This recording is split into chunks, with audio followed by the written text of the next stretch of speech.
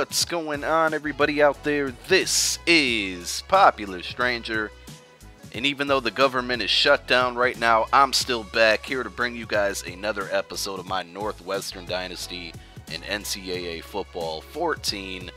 This is episode number 13, week number 10, and it's a huge game. As I told you guys what was coming, we're taking on number 3, the Nebraska Cornhuskers in Lincoln, Nebraska right now. A true test for our team, who failed once when we took on Ohio State, who I believe at that point was ranked number 1. And we blew our last second chances, so we do have a shot at redemption. Just versed a different team, but Nebraska is 7-0 overall, 3-0 in the Big Ten.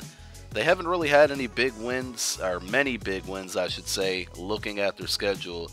As you see, this time around, they are going to strike first. It's usually been the other way around in this season. But they did have a very, very big win against UCLA, who I believe is still in the top 25 and was in about the top 15 at the point that them and Nebraska met up in week 3 of the season. And they are, as I mentioned, 3-0 in the Big Ten, but they haven't really faced any tough foes in the Big Ten yet. They have wins over Illinois, Purdue, and Minnesota. Just looking at our schedule overall and who we've played, who we've beaten so far, I do feel that our strength of schedule is definitely better than what Nebraska has produced so far this year. But again, they haven't lost and we have, so that's why they're third, and that's why we're not in the top 10. But we are 7-1 overall if you've missed any of these episodes. 3-1 in the Big Ten, of course, that one loss against Ohio State. But we've had pretty good wins against California, Syracuse, West Virginia, Wisconsin, and Iowa. All pretty respectable teams. Again, no FCF teams on the schedule. And that's where we are today. So just a really compelling matchup. As you see, we get stuck here inside the red zone and are unable to score, have to settle for 3 points. But the defense is going to try not to get marched on all the way down the field again, as Taylor Martinez is trying to take the ball into his own hands and march up the field, and they're going to fall short here on third down.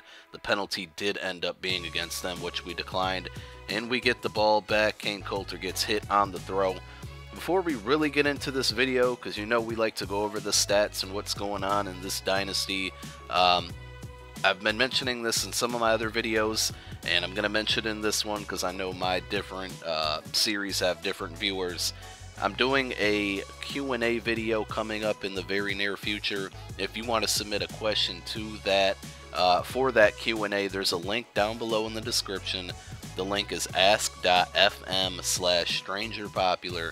Just click that link. All you have to do is type in your question and hit submit. You can leave it anonymous or type your name, and you may be able to get your question answered in the Q&A video that'll probably be out sometime next week. And speaking of next week, and it might even be sooner than that, the next episode of this series will be a recruiting episode. I've actually already recorded it.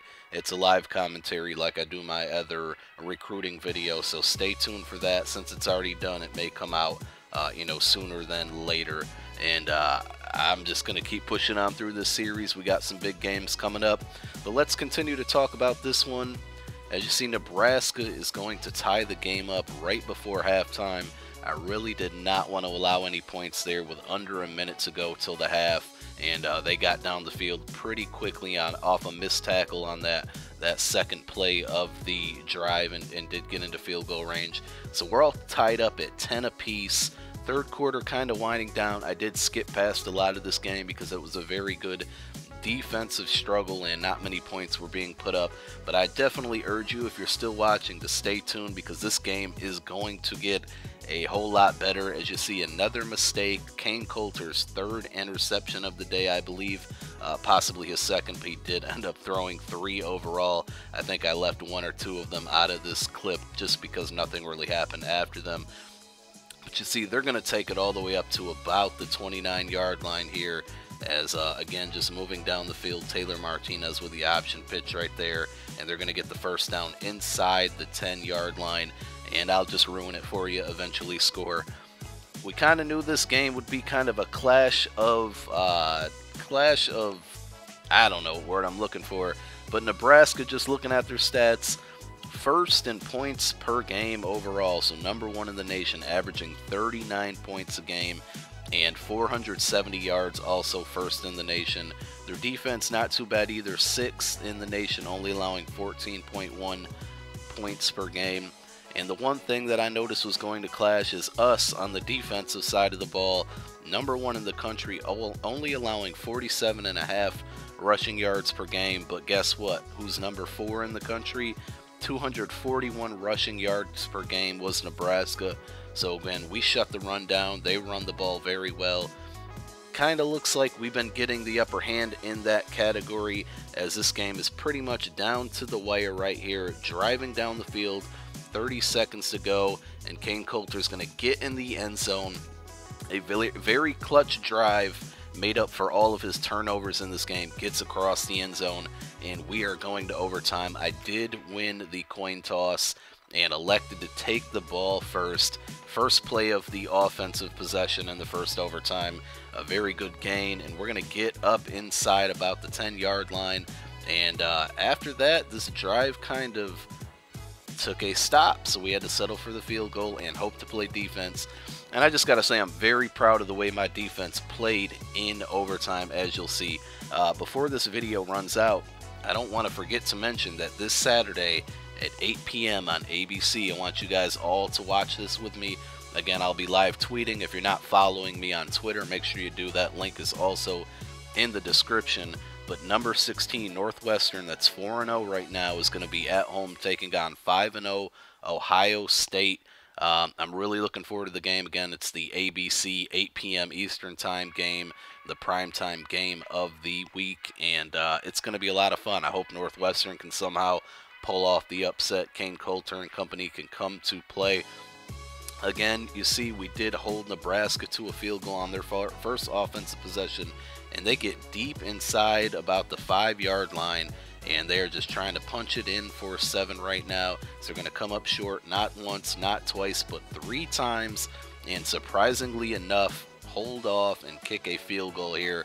So now we do need a touchdown to win, a field goal to tie it and go into a third overtime. Again, real quick scores across the nation this week. UNC, number 13, beats number 11, North Carolina State. Number 16, Georgia, beats number 15, Florida. And number 19, Miami, beat number 21, Florida State.